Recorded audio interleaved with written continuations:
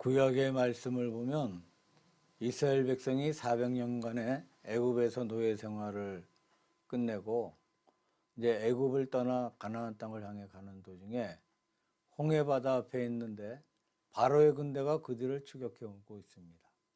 뒤에는 무서운 바로의 군대가 있고 앞에는 망망한 홍해 바다가 놓여 있고 양가에는 높은 산들이 있는 절대절명의 순간이었습니다. 그때 모세가 하나님의 명령대로 지팡이를 바다를 향해 내밀었을 때에 바다가 양쪽으로 갈라지고 대로가 생겨서 그 길을 이스라엘 사람들이 무사히 홍해 건너 저편으로 도달하였습니다. 뒤따라오던 바로의 군대가 바닷속에 들어갔을 때 물이 다시 합쳐져서 애국 군대들은 완전히 멸절당하고 이스라엘은 구원받았다는 말씀입니다. 신약의 말씀은 예수님께서 이 베데스다 목가에 38년 된 절망적인 환자를 고치신 사건입니다. 아마 이 사람은 나면서부터 병다이든지 난지 얼마 후에 병 들었든지 거의 일생을 병상에서 보내고 있는 가련한 사람으로 최후의 소망을 베데스다 연못가에 두고 물이 동하기만을 기다리고 있습니다. 사실 물이 동한다 하더라도 자기에게 혜택이 돌아올 가능성이 없다는 고백을 38년 된 병자는 예수님에게 고하고 있습니다. 구약과 신약이 다 같이 뭐예요? 물이 동할 때 되어졌던 사건들입니다. 구약은 이스라엘 백성 전체가 가시적으로 보았던 물이 동하는 놀라운 기적을 말씀하고 있습니다. 신약의 말씀은 불쌍한 환자의 마음속에 일어났던 개인적인 체험을 말하고 있습니다. 신약에 38년 된 환자가 물이 동한다는 말을 중심으로 놀라운 그리스도의 은총을 체험하고 구약에 못지않은 기적을 체험했던 것입니다. 이 구약의 사건은 전체적인 기적으로서 신약의 사건은 개인적인 기적으로서 서로 비교해서 생각해 볼 수가 있습니다. 유명한 문호였던 톨스토이의 인생 비유에 이런 이야기가 있습니다. 어떤 사람이 산속을 걸어가다가 갑자기 사자에게 습격을 받습니다. 그래서 도망쳐 한참 가다가 보니까 앞에 절벽이 있어요. 이제는 죽었구나 하는 그때에 마침 절벽에 걸쳐있는 굵은 넝굴을 봅니다. 그래서 넝굴을 붙들고 절벽 밑으로 한참 내려가서 공중에 매달려 있게 되었습니다. 그러니까 뒤따라왔던 사자가 절벽 위에까지 와서 잡아먹겠다고 으르렁대고 있고 밑을 보니까 망망한 바다인데 거기에 언제 왔는지 악어들이 입을 벌리고 밑에서 잡아먹겠다고 입을 벌리고 있어요. 위로 가도 죽고 밑으로 떨어져도 죽게 되는 인생입니다. 중간에 매달려 있는데 조금 지나니까 생쥐 한 마리가 나타나서 그의 생명줄인 넝굴을 갉아먹고 있어요. 생쥐가 넝굴을 갉아먹고 있는 소리가 들립니다. 또 곁에 보니까 벌꿀들이 날아와서 꿀을 쳐둔 것이 있었습니다. 사자의 입을 보면서 또 악어의 입을 보면서 자기의 생명줄을 갉아먹는 그 소리를 들으면서 혀를 내밀어 그 꿀을 핥아먹었습니다. 톨스토이는 이것이 인생이다 라고 했습니다. 이 이야기는 인간이 어쩔 수 없는 상황 가운데 위를 보아도 아래를 보아도 희망이 없고 시간을 재촉하는 시계소리인 우리의 생명줄을 갉아먹는 소리가 들리는 이런 상황 속에서도 꿀같은 인생의 향락에 도취되고 죄악 가운데 도취되고 또 인간의 어리석음을 묘사하는 톨스토이의 인생 비유가 아닌가 생각합니다. 베데스다 목가에 있던 환자를 볼 때에 그가 흡사한 생각을 하게 됩니다. 38년 된 환자가 물을 동하기를 기다리고 있다고는 하지만 물이 동한다 하더라도 그는 구원받을 가능성이 전혀 없습니다. 아무리 생각해 보아도 병 나을 가능성이 전혀 없는 그런 상태에서 더 이상 할 수 있는 방법이 없으니 이 연못가에 그냥 누워있는 사람입니다. 톨스토이의 인생 비유처럼 절망으로 끝나는 비유입니다. 베데스다의 목가의 환자는 절망에 있었던 것은 사실이지만 여기에 예수 그리스도께서 나타나심으로 절망이 바뀌어서 환한 소망이 되었습니다. 그가 병고침을 받고 자기가 누워있던 상을 메고 집으로 돌아감으로 말미암아 문제가 해결받은 상태를 말해주고 있습니다. 인생은 절망이요 인생은 고해라고 합니다마는 두 가지 절망이 있고 두 가지 고해가 있는 것 같습니다. 자, 톨스토이의 말처럼 절망으로 끝나는 절망이 있고 베데스다 목가의 환자처럼 절망으로 끝나는 것이 아니고 절망은 한 과정이고 생명과 구원의 길이 환하게 열리는 절망이 있습니다. 지금 성지에 가면 동쪽 문은 옛날에는 양문이라고 했고 지금은 스데반 문이라고 불리는 그 문 안쪽에 들어오면 바로 곁에 성안나 교회가 있습니다. 그 교회에 들어가면 뜰에 베데스다 못이 그대로 보존되어 있고 수많은 순례자들이 그 목가에 서서 요한복음 5장의 사실을 묵상하고 있는 모습들을 볼 수가 있습니다. 성지에 가면 한 그루의 나무, 한 개의 돌, 산, 강 어느 하나가 뜻이 없는 것이 없다고 합니다. 성안나의 교회에 있는 베데스다 못이 지금도 전 세계를 향하여 끝없이 말하고 있는 뜻이 무엇이겠습니까? 우리가 이 사건을 통하여 무엇을 보아야 하겠고 무엇을 배워야 할 것이겠습니까? 먼저 말씀드리고 싶은 것은 주여 물이 동할 때라는 이 말씀 속에서 그는 자기의 절망적인 사정을 예수님께 직구하고 있습니다. 베데스다 목가에는 수많은 환자들이 있는데 소경, 절름발이 등 병자들의 목록이 나와 있습니다. 어느 하나 희망이 있는 병이 없어요. 지금도 그렇겠습니다만 옛날에는 절망적인 사람들만 모여서 이 베데스다 목가를 채우고 있었다는 사실입니다. 이분들이 처음부터 이 목가에 왔다고 생각하지는 않습니다. 처음에는 여러 가지 방법을 써보았습니다. 그들에게는 돈이 있었을 때, 또한 친척들이나 친구들이 있었을 때 여러 가지 인간적인 방법을 통해서 자기들의 문제를 해결하려고 많이 노력한 줄로 생각되어집니다. 의원을 찾아가 보기도 하였고 약도 써보기도 하였고 여러 가지 방법으로 그 문제를 해결받고자 노력했습니다. 그러나 세월이 흘러감에 따라 돈도 떨어지고 의술도 소용이 없다는 것이 판명되고 최후의 소망은 뭐예요? 이 목가에 와서 물이 동하기를 기다리고 있는 것입니다. 조금 나쁜 비유가 되겠습니다마는 동해나 삼척 시내에 이 쓰레기차가 지나가는데 우리가 버렸던 쓰레기를 어디론가 갖다 버리는 모습을 볼 수가 있습니다. 베데스다 못은 마치 이스라엘 나라의 예루살렘의 쓰레기장과 같은 곳이라고 할 수가 있습니다. 세상에 소망이 없어 내버림을 당한 인생들입니다. 외면을 받는 그 사람들이 모두 여기 모여서 그야말로 최후의 순간을 기다리고 있는 참혹한 장소가 베데스다 목가인 것입니다.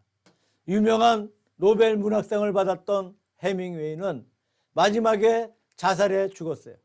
일본 도쿄에 가면 도쿄 북방에 니꼬라는 명승지가 있습니다. 거기에 광폭보가 있는데 이 광폭보에 옛날에 일본에서 명문인 제일 고등학교의 수재 학생 가와바다라는 사람이 투신해 죽었어요. 거기에 가면 편말을 쏘두었는데 여기에서 가와바다가 죽었다. 결코 인생을 함부로 어리석게 자살해 죽지 말라고 기록되어 있습니다. 해밍웨이가 과연 어리석은 사람이었을까요? 가와바다가 과연 어리석은 사람이었을까요? 우리가 생각해 볼 수 있는 문제라고 생각합니다. 이분들은 굉장히 머리가 좋은 분들입니다. 수재이고 노벨 문화상을 받은 사람들인데 인생을 어떻게 살았기에 자살을 했을까요? 빅토르 위고의 바다의 노래라는 시가 있습니다. 그 시 가운데 보면 어떤 사람이 부주의로 바다에 빠졌어요. 처음에는 문제시 되지 않았습니다. 이분은 힘이 좋고 헤엄을 잘 치는 분이에요. 문제없이 헤엄을 치고 심지어 콧노래를 부르면서 오히려 바닷속의 생활을 즐기고 있습니다. 가끔 바다의 해초가 팔에 감기면 이 해초를 헤치면서 갑니다. 그런데 한 번은 해초에 걸렸는데 아무리 헤엄쳐 보아도 구원의 길이 없는 상황 속에 자꾸 시간이 경과해 가니까 몸에 힘이 빠져나갑니다. 배도 고파집니다. 마지막에는 기진맥진해서 풀이 팔다리에 감겨져 있는 것을 뗄 힘이 없어 풀들에게 감겨서 결국은 바다 깊은 곳에 빠져 죽고 만다는 내용의 노래입니다. 이 노래는 레미제라블의 그 주인공 장발장의 생애를 묘사하는 노래라고 합니다. 이 장발장은 불과 빵 한 개 훔쳐먹고 20년간 옥에 갇혀 살았어요. 그 다음에 그가 나온 후에도 전과자라는 과거 때문에 가는 곳마다 박해를 받고 모든 것이 항상 그를 괴롭힙니다. 그는 특별한 재능이 있는 사람으로서 파리의 시장까지 되었지만 그가 경찰의 추격을 받으며 불쌍하게 사는 모습을 묘사하는 노래라는 평이 남아 있습니다. 우리가 세상을 살아가는 동안 힘이 좋을 때, 자기에게 능력이 있을 때, 자신이 있을 때 무엇이든지 할 수 있다는 자신감을 가질 수가 있습니다. 그러나 세월이 흘러감에 따라 점점 자기의 제한된 힘을 깨닫습니다. 자기의 무능을 깨닫게 됩니다. 마지막에는 절망적인 자기 자신을 느끼지 않을 수가 없습니다. 이것이 베데스다 목가가 우리에게 주는 첫째 교훈이라고 생각합니다. 다시 말씀을 드리면 여기에 누워있던 불쌍한 환자는 바로 우리 자신들의 모습이고 우리 자신들의 그림자라고 생각해 볼 수가 있습니다. 두 번째는 이 목가에 예수님께서 오셨다는 사실입니다. 하나님의 아들 예수 그리스도가 이 땅에 오셨을 때 헤롯 왕궁을 향해 가신 것이 아닙니다. 빌라도의 그 관저에 가신 것도 아닙니다. 위세가 당당했던 바리새인의 모임에 혹은 공회의 모임에 가신 것도 아닙니다. 예루살렘에서 남들이 다 잊어버리고 있는 불쌍한 베데스다 못에 찾아오셨어요. 여기에서 여러 환자들이 많은데 그 중에도 가장 절망적인 환자가 38년 된 혈기 마른 환자입니다.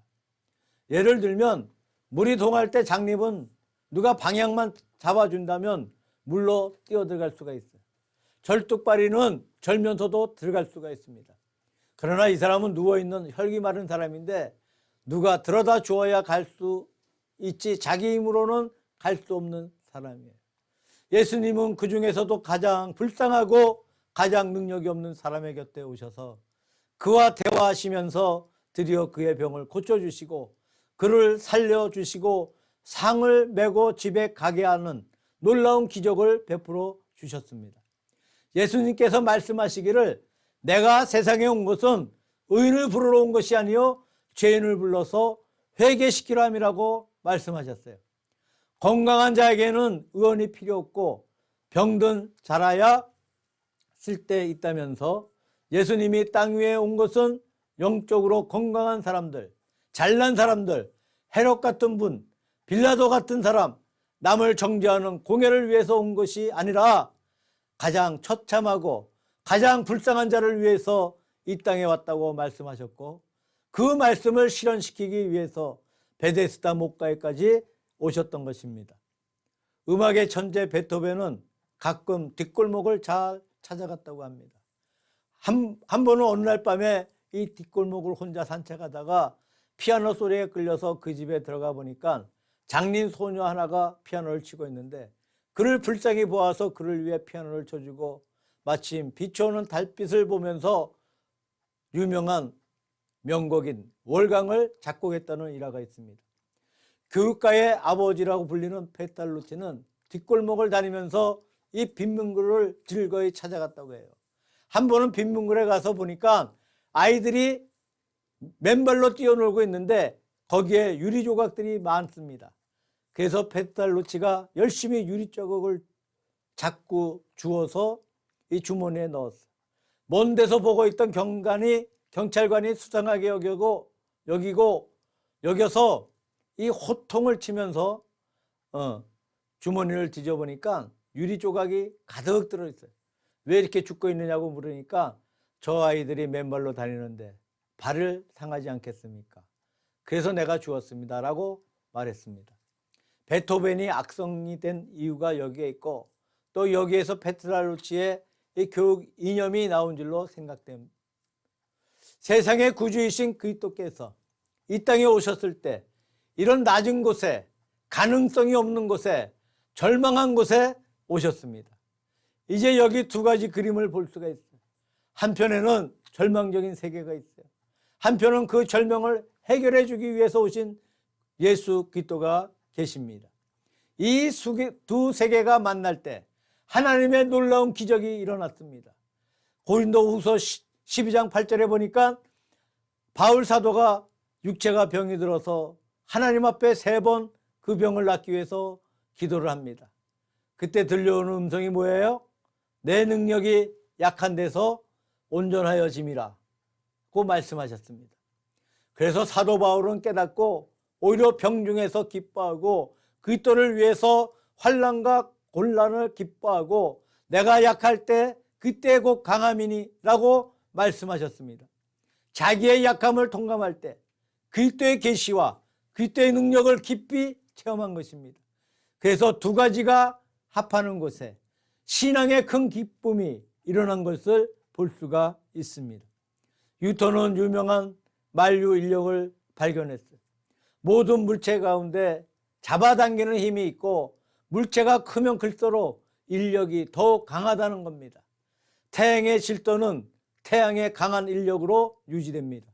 지구는 거기에 붙잡혀서 태양에 대해 일정한 거리를 두고 돌고 있습니다. 또 태양의 모든 별들도 다 그렇습니다. 태양의 인력으로 태양계의 질서가 유지되고 있습니다. 그뿐만이 아니고 요즘 과학자들은 이 은하수계에 속한 우리가 알고 있는 은하계에 한 10억 개의 별이 있다고 합니다. 이 전체를 다 합하면 얼마나 크고 얼마나 무겁고 얼마나 굉장한 양이겠습니까? 그것이 어느 세계인지 모르지만 더 큰 세계에 끌려 전체가 그대로 묶여서 서서히 움직이고 있다고 말하는 것도 들어본 적이 있습니다. 만물 속에는 끌어당기는 힘을 가지고 있습니다. 그렇다면 만물을 창조하신 하나님, 무서운 만물의 인력을 창조하신 하나님의 세계는 이 인력이 얼마나 크겠습니까? 태양의 인력이나 우주계의 인력에 비할 수 없는 큰 인력으로 우리 인간을 잡고 있습니다. 아무리 무신론이 신앙을 억압하고 독재자가 교회를 박해한다고 하지만 그것은 임시의 문제이고 오래가지 않는다는 겁니다. 교회는 다시 일어나게 되고 하나님을 찾게 되고 하나님께 부르짖는 소리가 세상 가운데 가득하게 되는 것입니다. 그것이 무엇 때문입니까? 하나님께서 우리를 잡아당기는, 우리를 불러주시는 큰 신적인 인력으로 인간을 초대하시기 때문입니다. 대인력자이신 예수 그리스도가 베데스다 목가에 오셨어요. 오셔서 자기의 부족을 가장 잘 알고 있는, 가장 절망을 느끼고 있는 38년 된 환자 곁에 오셨습니다. 세 번째 단계는 드디어 고침을 받는 단계예요. 자, 고치기 전에 거기에 간단한 대화가 있습니다. 예수님께서 그에게 물으시기를 내가 낫고자 하느냐. 우리가 얼핏 볼 때의 이 물음은 쓸데없는 물음이라고 할 수 있습니다. 세상에 환자치고 자기 병을 고치고 싶지 않은 사람이 누가 있겠습니까? 더구나 이 목가에 와서 있다는 것 자체가 낫고 싶은 마음이 있다는 분명한 증거라고 생각합니다. 그런데 왜 이렇게 물으셨을까요? 한 분은 예수님께서 길을 가실 때 12년 된 혈류병 걸린 부인이 왔어요. 예수님의 옷깃을 만지고 즉각 고침을 받습니다. 예수님께서 돌아보시면서 누가 내 옷에 손을 대었느냐고 물으셨어요. 주님께서는 알고 계셨어요. 왜 물으신 것입니까? 제 생각에는 주님께서 원하신 것은 그 질문을 통해서 고백을 원했습니다. 38년 된 환자의 경우에는 자기의 사정을 예수님께 말하기를 예수님께서 기다리고 계셨습니다. 주여, 물이 동할 때 나를 붙들어주는 분이 아무도 없습니다. 그래서 제가 가기 전에 남들이 다 가버립니다. 자, 고침받을 길이 전혀 없습니다 라는 말입니다. 자기의 심정을 말하고 자기의 사정을 솔직하게 주님 앞에 고백한 줄로 믿습니다. 그때 예수님께서 내 누워있던 자리를 메고 집에 가라고 말씀하셨어요. 자, 본문의 경우만 그런 것이 아니고 예수님께서 하시는 모든 것을 볼 때에 늘 이런 방법을 사용하셨어요. 가령 마가복음 2장에 보면은 예수님께서 방에 계실 때 이 중풍병자가 4사람에게 메어서 지붕에서 내려왔는데 예수님께서 말씀하시기를 내 상을 메고 집으로 가라고 그렇게 말씀하셨어요. 자, 이 말씀이 무슨 뜻입니까? 첫째로 치료가 완전히 되었다는 것을 병자에게 깨닫게 해 주었다고 생각합니다. 고친 것 같기도 하고 아직 덜 고친 것 같기도 하고 이런 상태의 고침이 아니에요. 완전하게 고침을 받았다고 말씀하고 있어요. 자, 우리가 상상해 봅시다. 다른 병 하나도 없이 38년 동안 누워있다 하더라도 일어나 못 걸을 것을. 이 누워있다가 일어나서 걸을 수 있어요? 물리치료를 받고 또 이렇게 물리치료도 한참 받아야 돼. 저희 우리 어떤 목사님 보셨잖아요. 무릎 수술하고 갖고 몇 달을 물리치료를 했어요. 38년 된 병자가 병 고침만 받은 것이 아니고 일어서더니 자기의 상을 메고 갔어요. 자, 그런 의미에서 이것은 이중의 기적이라고 할 수 있습니다. 첫째는 병 나은 기적이에요. 두 번째는 힘을 얻은 기적입니다. 순간적으로 38년 된 환자가 힘을 얻고 자리를 메고 갔어요. 하나님께서 거룩한 은총으로 우리를 돌보실 때 하나님의 구원은 완전한 구원이라는 겁니다. 사람의 구원은 긴가민가한 구원이에요. 간혹 누가 이적으로 고침받았다고 해서 잘 되었다고 생각했는데 그 다음에 보면 그 사람이 죽었다는 말을 들을 때가 종종 있어요. 자, 하나님의 기적은 그런 것이 아니에요. 완전한 구원이에요. 두 번째, 내 자리를 들고 집으로 가라고 하신 것은 적자 인생이 흑자 인생으로 바뀌는 것을 의미합니다. 지금까지 남에게 신세를 졌어요. 이분은 자기 힘으로 아무것도 못합니다.